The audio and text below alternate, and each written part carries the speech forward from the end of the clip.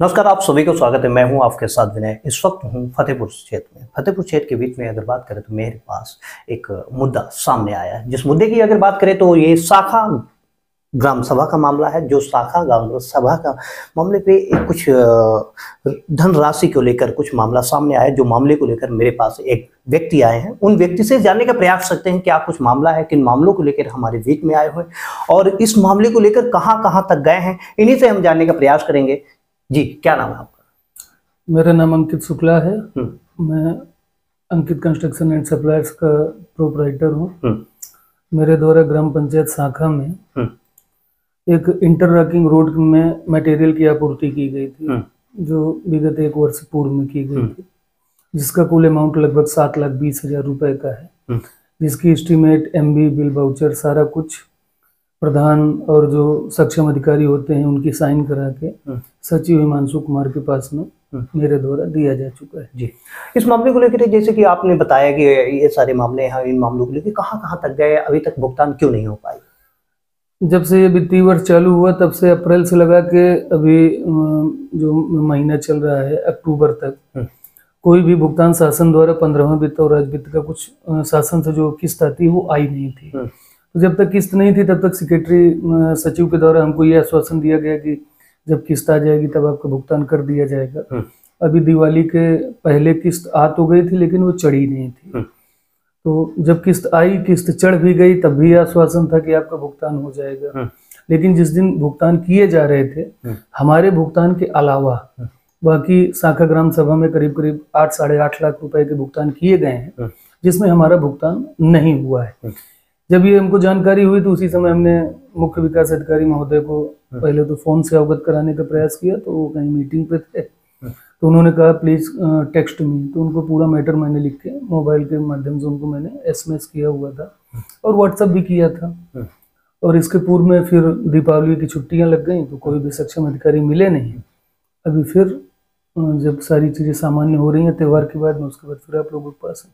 अच्छा, तो जैसे अभी 1 साल का गैपिंग बता रहे हैं, 1 साल में कई सारे भुगतान हो चुके हैं, आपकी भुगतान नहीं हुई, तो इस पे किसकी लेपापोती हो रही है? कौन ऐसा अधिकारी है जो आपके भुगतान पे ऐसा कार्रवाई या आगे बढ़ाने का हस्तक्षेप कर रहा है? एक्चुअली शाखा ग्राम सभा जब से इस पंचवर्षीय की जब से प्रधानी हुई तब से ये कहा जाए कि अलग अलग समय पे अलग अलग लोगों के संरक्षण में वहाँ की प्रधानी रही है।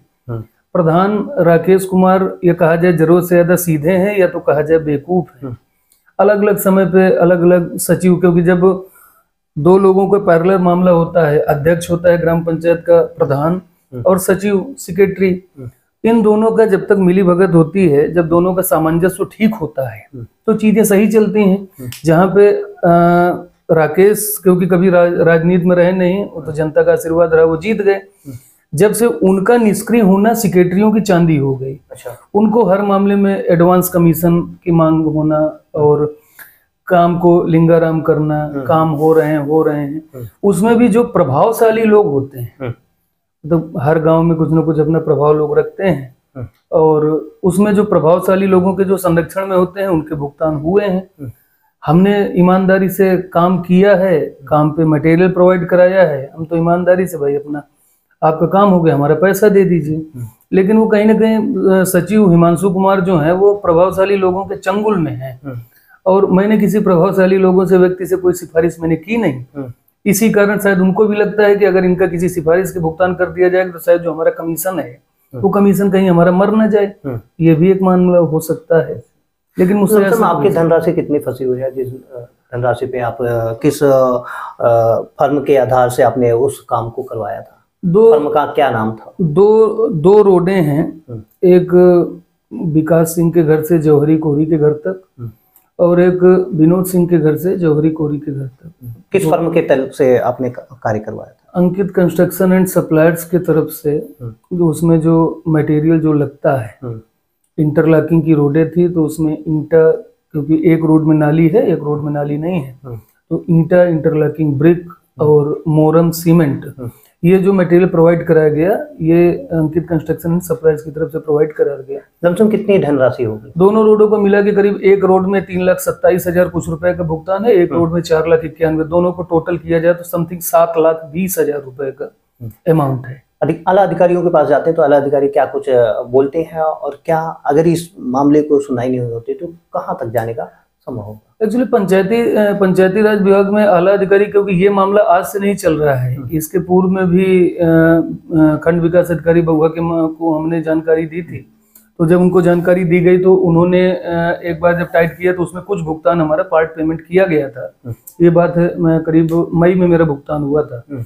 उसके बाद खंड विकास अधिकारी महोदय के स्थानांतरण हो गया, दूसरे आए, तब तक उनके पास फंड नहीं है, इसी बात का ही रोना था। अभी फंड आने के बाद में तो ऐसा कुछ कोई बात भी नहीं हुई, और क्योंकि सचिव द्वारा हमको भरपूर आश्वासन था कि आपका भुगतान किया जाएगा, जेन्युइन पेमेंट है, कोई फर्जी पेमेंट भी नहीं है, काम भी मौके पे हुआ है। तो आश्वासन पे हम मान लिया जाए कि आश्वासन पे हम रह गए। दूसरी बात निकल के आई, क्योंकि उसका जो सचिव का जो कारखास है, जो वहाँ पे पंचायत सहायक है, क्योंकि एक ही जात से बिलोंग करते हैं तो सचिव का डीएससी वगैरह सब उसी के पास रहता है, और सचिव की जो ट्यूनिंग होती है, सचिव की जो लाइजनिंग होती है, सब पंचायत सहायक के माध्यम से की जाती है।